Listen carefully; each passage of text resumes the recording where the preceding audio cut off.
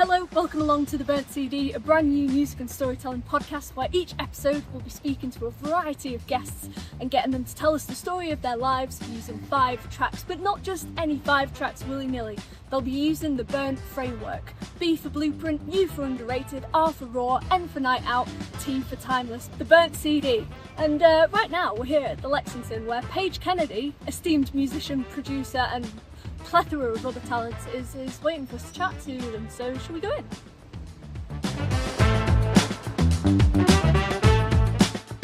Okay, Paige Kennedy, you are a polymath of an individual. I can't summarise all the amazing talent you have. Can you tell us who you are, what you do, why you do it? I am a paraglider from suburbia. I'm a musician. I'm an alt pop musician, producer, singer, and everything else associated because I'm cheap and don't like to pay other people to do stuff. And was the paragliding a childhood dream that went wrong and you had to pursue music instead, or did you start? There was a big accident in the year 2018 and I had to step back from the sport. Understandable. Yeah. Was it a medical emergency, you could say?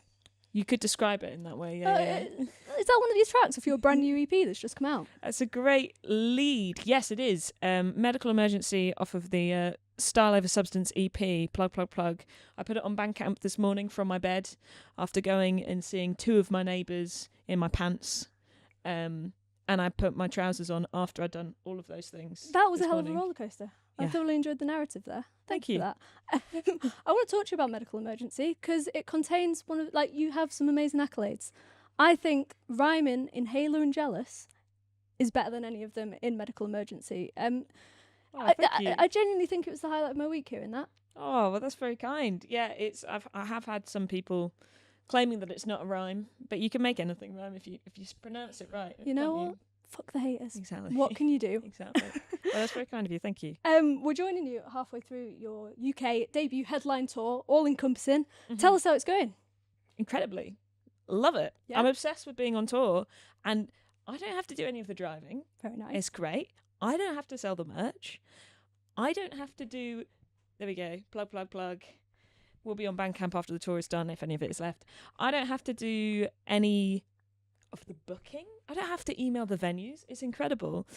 So I'm loving life. I'm obsessed with my life right now. I'll go back to work next week, and I do enjoy my work, but it's gonna feel a bit sad. Yeah, well, you could prolong the enjoyment of this, surely. What have been the 3 highlights so far? Okay, so I really enjoyed. I'll give you some weird ones. The shows have been incredible, but that's boring. No one wants that. 2 Victorian-styled attendees of the Brighton gig have given me a tiny figurine of a plastic baby, which I have tried to secretly stick to Greg's sound desk. He spotted it today, so I'm enjoying carrying on the kind of elf on the shelf with the tiny plastic baby.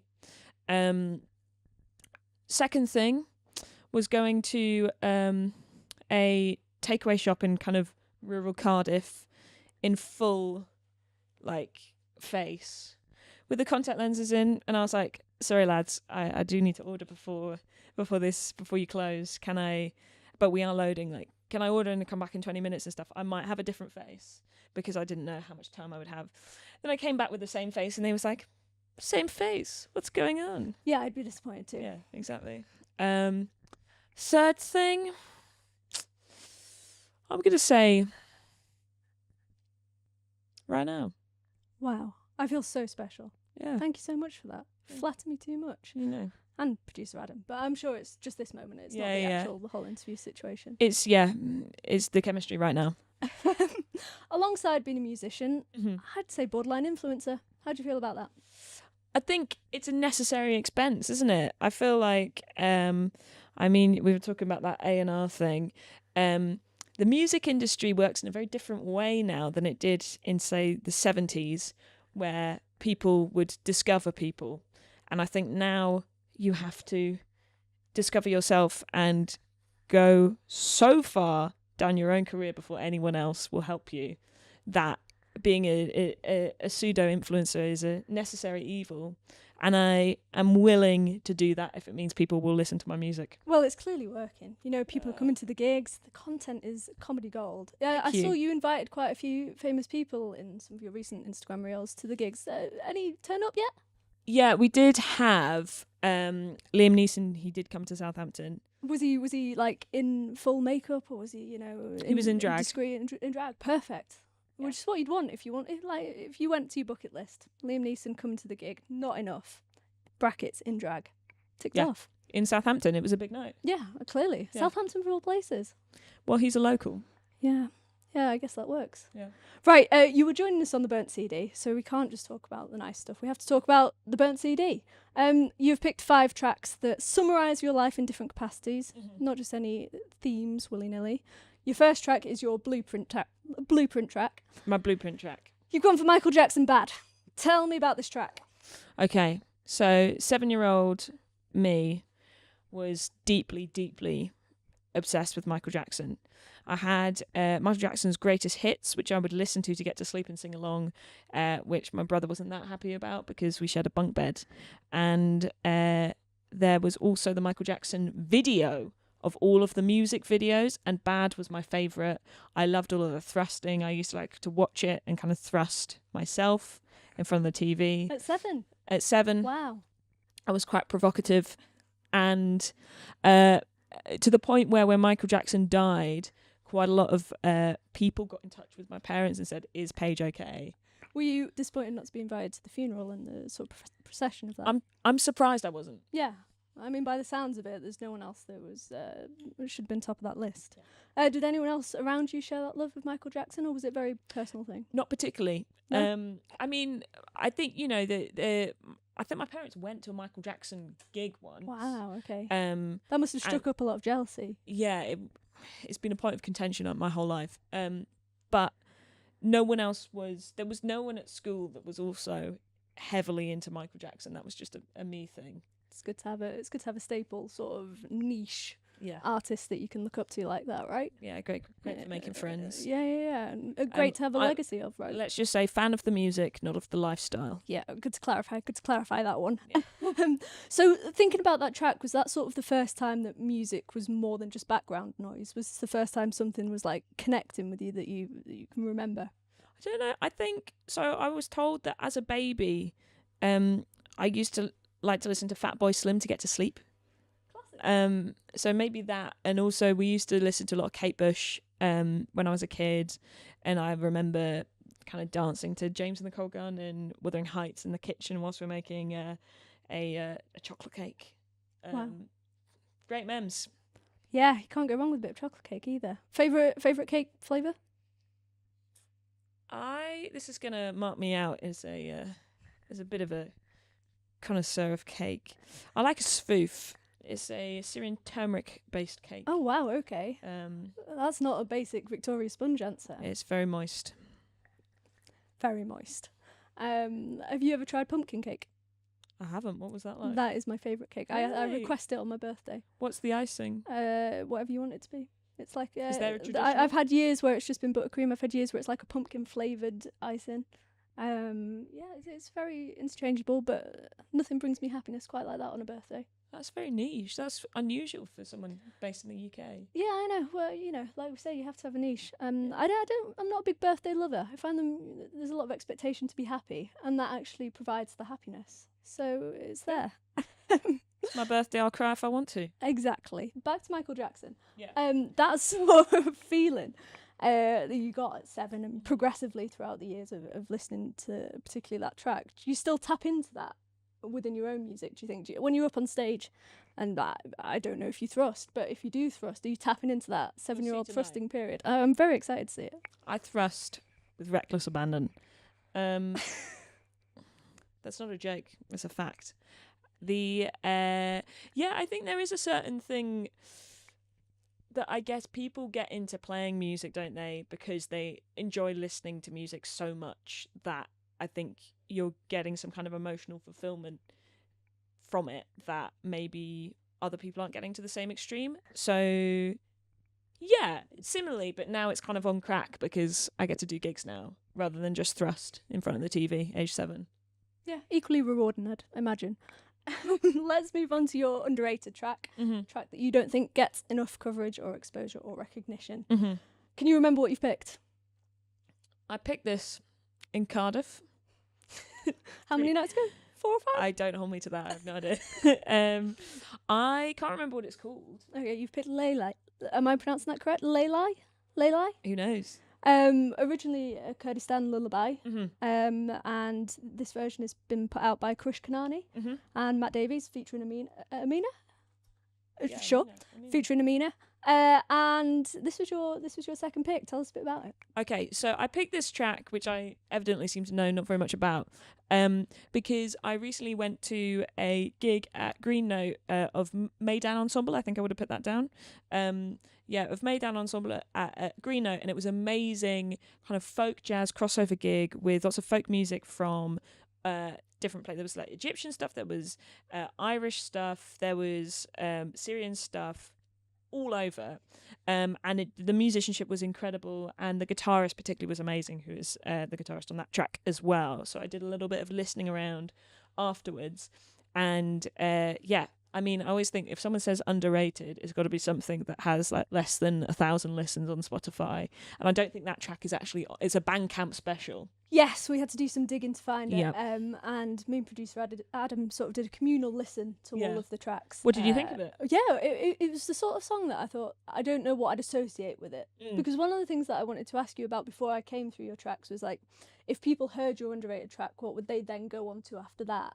But I don't really know what the answer would be for this. Well, I don't know. I guess it's any kind of fairly complex folk jazz crossover thing. Whack that into your Spotify. Yeah, I don't know. I think there's many directions you could go from that.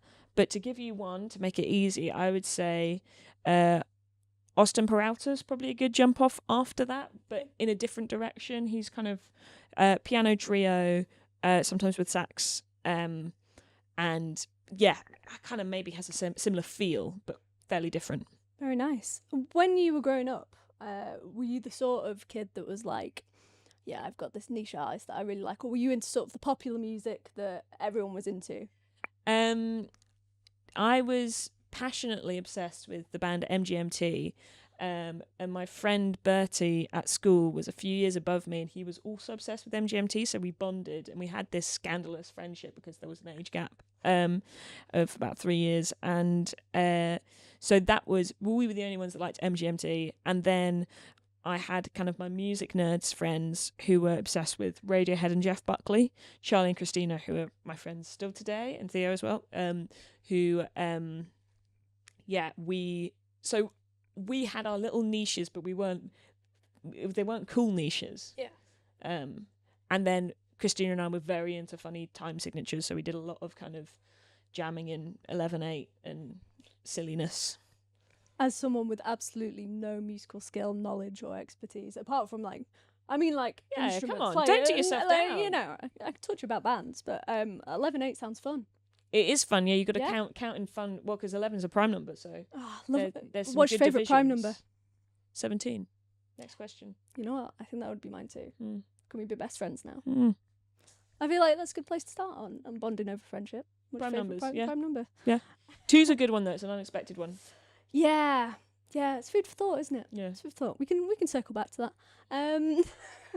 Let's move on to your raw track. So the brief for this is quite broad. It's a track that makes you feel something. It could be happy, sad, angry, all of the emotions. You've picked Ian Curtis' Wish List. Tell me, what's the emotion that this track brings out in you? Kind of unnerved. Yeah? Yeah. Did you listen to it? Oh, yeah. What did you think? We listened to it multiple times. Unnerved covers it, I think. Yeah. I thoroughly enjoyed sort of like, there's a minute intro and a minute outro, and it's very synthy, and it feels like the synths are sort of crying or screaming, and it's very like, it sort of supports the theme of the song, which was a nice surprise, because some people just go for a tearjerker, but this had layers. Yeah, I think that's a very interesting thing to have noticed. There is something about synthesis having a vocal quality that can be very emotive. I think when instruments feel human in some way because of the timbre or because of the way that they're being manipulated, I think yeah, I mean, I've cried at that song before. It's quite powerful, I'd absolutely. say. But I was shown that by Rod, who was one of my tutors at music college. Very nice. I'm one of those, and he played it for us in a room with the lights off really loud through a sound system, and was like, I imagine that's quite intense. it's quite intense. Yeah, It was quite intense listening to it through our phone in the bedroom. Yeah. It was a really powerful track. And it sort of leads me to the question with your music. When you write and that process starts, does it start with an emotion and a feeling and then build into something, or does it start with the technical musical side and then sort of be layered in with the feelings that accompany it? I think it depends. So I have a few systems at play at once where I've got the post-it notes, which is all of the good titles, and then they might I imagine everything is blobs in different areas. So I've got the titles, I've got themes, so for any song that I've written recently would be like medical emergency, like we were talking before. You could summarize that as shit talking rapper who's in A&E, and then I'll have musical ideas, so I make a lot of beats, chord progressions, that kind of stuff, hooks, and then they're kind of like clubbed together. I'll try different things together, and so there's no kind of set way, but I think you can often musically you can come up with something and be like, that makes me feel something, and I should use that for something. Yeah, someone once defined good music to me as just something that makes you feel anything. Yeah, and I quite like that. Yeah, because on a good day it can make you happy. On a bad day it can get the tears out. Yeah, and I don't know about you, but I don't cry as regularly as I should have, and I only cry regularly to Casualty on a Saturday night. So I very much look to music for that sort of emotional release. Or Casualty. Or Casualty, both do the trick. There was a really sad episode this weekend. Oh, really? Yeah, it involved a child. Don't need to go into it. Yes, Ian Curtis Wish List by.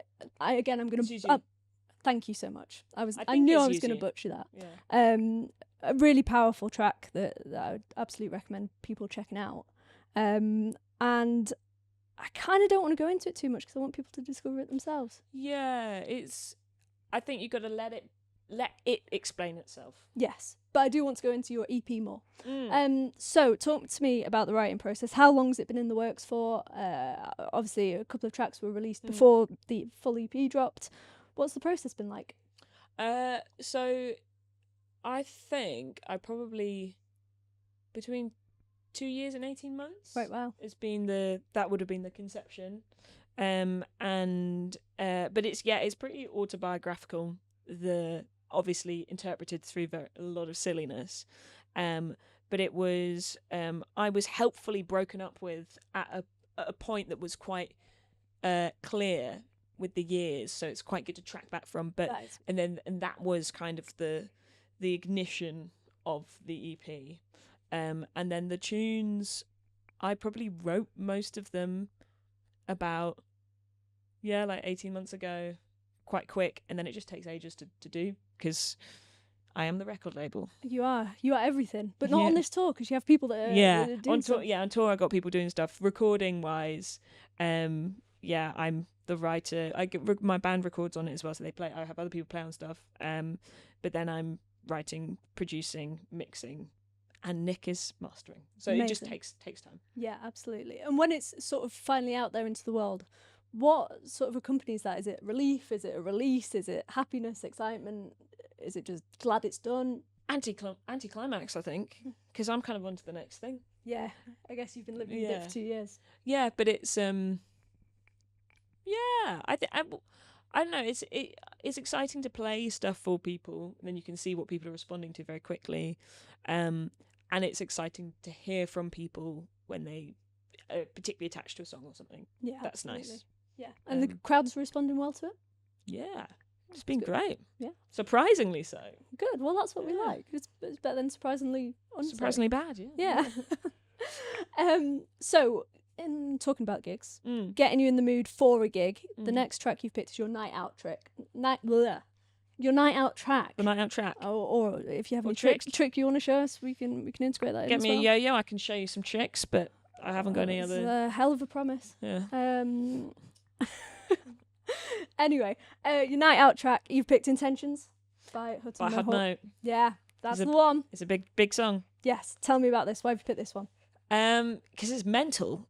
I'm a big hyperpop fan. Yeah. And I found that track maybe, I think it came out like 18 months ago, maybe, or maybe a bit longer.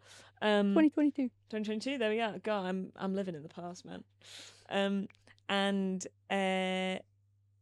there's just incredible texture to it. It's so hypey. Yeah.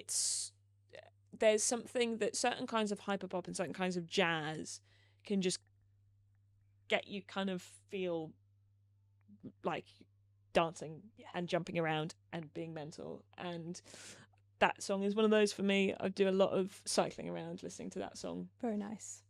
I was going to ask, in the grand scheme of things, like if it's before an event or before a gig or before a night out, is it like a pre-going out, a mid-going out, or a post-going out song? I think you want that to come on when you're at the rave. And do you have a playlist or sort of a select amount of songs that you listen to before you perform that get you in the mood? No. Interesting. Not at all. I've always got other stuff I need to be doing. Oh, you're busy individual. No, it's, my vocal warm-up. That's a big tune. I listen to that. Right, I'm really intrigued by this because I've spoke to quite a few singers who have very different vocal warm-ups, ranging from like repeating their own name to repeating other people's names to like quite name-based then. Yeah. Any names in yours? No can we integrate my name into your vocal warm-up? There's quite a lot of sibilance in your name. It's not one of the vowels I'm working for. It's more R's and. Well, how about if we did long form of my name, which is Isabella? Isabella, you could do Yeah? Isabella. Yeah? That could work. Could we do that? Yeah. Okay, great. I feel like I've made it now. Yeah, you've we can made start it. this off. This doesn't matter. Yeah, you've made it. I'm part of Paige Kennedy's vocal warm-up. You heard it first. Right, sorry, tracks. I keep getting sidetracked. When you think about this song, who's with you? Are you dancing? Are you just getting to the mood? What's happening? Hudmo, we're at a rave. Yeah. Teens is there. Yeah. Chaz is there. Tez is there. The gang are there. Stunning. I like it. We're getting absolutely lit. What's the outfits? What's the entire... Paint me the picture. Tez has got his going out vest on. Charlie is wearing some gloves and very little else. Teens has got like a great face on, and probably an incredible fit. I'm probably down to my bra. Shirt. Whirling. This sounds like an exquisite night. I don't think I need any more from you on that. Oh, yeah. Thank you so much for that. Let's talk about your last track, your timeless track, a track you think has stood the test of time and will continue to do so. You remember? Can't remember what I picked. You've gone for With You, Noname. Ah, yes, Yeah? that's a great choice. Yeah. You've done really well. Yeah. It's good. Tell me about this song. Where did you first come across it? What makes it so important? So I think it came out around 2018, 2019, somewhere around there. 2018, hit the nail on the head. And I love that Noname album that it's on. And so the track is kind of a crossover between Noname's a rapper, but it's quite jazz inflected. And I guess around that time I was discovering rap that was mood-wise maybe more floaty, more kind of emotional in a sadness and vulnerable way rather than angry way. And not that I just wasn't aware of this side of rap probably at the time, so it had a big impact on me. I think that whole album's amazing. I love the instrumentation, amazing playing on it, and the scansion is incredible. There you go. And in a sort of Paige Kennedy biopic, where does this track fit? 2018. Bam. Manchester. Yeah. At music college. Having a great time. Am I? Ish. Yeah, it's a roller coaster. Yeah, it's ups and highs and lows. Yeah, highs and lows. You enjoy the highs, make the most of the lows. I think personally, and it might be a really wanky opinion, that for something to be timeless, it takes a lot to be timeless. It takes a lot to stand that sort of length of time where people go, oh, that track's still relevant. What do you think it takes for a song to stand the test of time? That's a good question. I think there's certain flags that make things indicative of a time, where if we think of the 80s, we think of like a gated snare. There's certain or we think of, the 60s, we think about certain recording techniques and distortions and stuff. So I reckon there's an element of not being marked with the production tools that are available at the time, which obviously everything is going to be to a certain extent. But I would say that's the kind of technical side, and then maybe a timeless song could be covered. Are you integrating any covers into your set tonight? No. I want all that sweet PRS for myself. Absolutely. We've got to have the attention on you. Talking about the sort of more short-term future, what's next after this tour? What's going on? I mean, I heard you with your adoptive father, John Kennedy, on the radio the other day. Yeah. Adopted, real father. Sure, my father. Sure. Heard it here. Talking about sort of the dream goal of getting, a nice wedge, being able to make an album, but sort of imminently, what's on the cards? Well, we finish this tour, I go back to work, and I've got to make 5 to 10 grand back. Okay.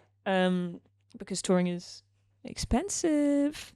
And then, what we do is my agent doesn't tell me until I've finished this thing. He doesn't want to give. So I've got teasers which I'm not allowed to say. Of course. And then, but I'm not given concrete information until I finish this thing. So I'm going to have time to be writing, and I'm going to have a lot of money to be making, basically. Great. And ultimate shows. Yeah. Yeah. Shows in Europe, I'm hoping. We'll see. If this tour is anything to go by, it's going to be a resounding success over the next couple of months. Let's hope. I'd like to give you something as a thank you for coming and chatting to us. We have an amazing person, but as part of our team, she's called Lucy. Big up, Lucy. She has designed us this for you, using the information you provided about your favourite colours, your favourite artists. What did I provide? Well, you're going to see it in art form. This is your very own burnt CD, designed specifically for you. Oh, wow. With your 5 picks burnt on. Wow, this is cool. Should I show the camera? Yeah, let's. So it's quite like Talking Headsy. Yeah, and like we have Lynchian Lucy as well. provided us with a wonderful breakdown of what each colour and shape and things represent. Yeah, I mean, I'd love Lucy's breakdown. I'm happy to provide. Yeah, that's gorgeous. There's David Lynch going down the swirly stairs. Yes. In a brown suit. Let's I go love a with brown that. suit. I think the idea was that during COVID, you had a very dominant brown suit that you... Yeah, the brown suit. The brown suit. Yeah, I've brown worn suit. that brown suit. Sorry for not being having the camera mic near my mouth. I've worn that brown suit to my graduation, to 2 weddings. I've worn it on stage, playing guitar for a drag artist. I've worn it at formal events. I've worn it at my own shows. I've worn it in music videos. It has served. It's been at every important feature of your life. I just used to do a bar mitzvah in it. Well, it makes me a bit sad that you've not deemed this important enough to wear the brown suit. Hey. But maybe next time we can brown suit it up. Maybe. In a couple of years. Yeah. When you've got #1 albums and, we're, Yeah, you've got a channel on. Got slightly bigger microphones with the name of the show with the printed on the foam. Yeah, I mean, well, the reason we're not wearing brown suits tonight is I'm dressing in Luca Paulson. I don't know if you're aware of Luca Paulson. No. Luca Paulson is a fashion designer. Oh, okay. Big up. Wow. We met when we were 10. And our lives have gone in very different directions. And Luca designed the outfit I'm wearing tonight. So are we allowed a tease description? It's right there. The dramatic pan. I feel like that's not in its full glory. cut to show footage.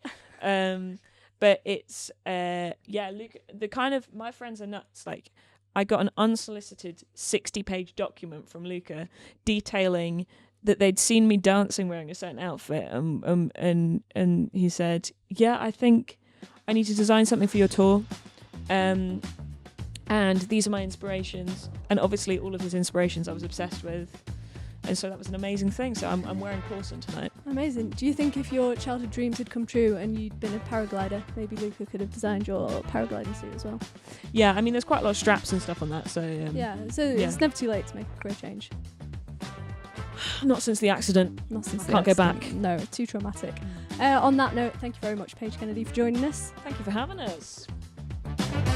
We leave it there. Do you want to do a handshake? There you go.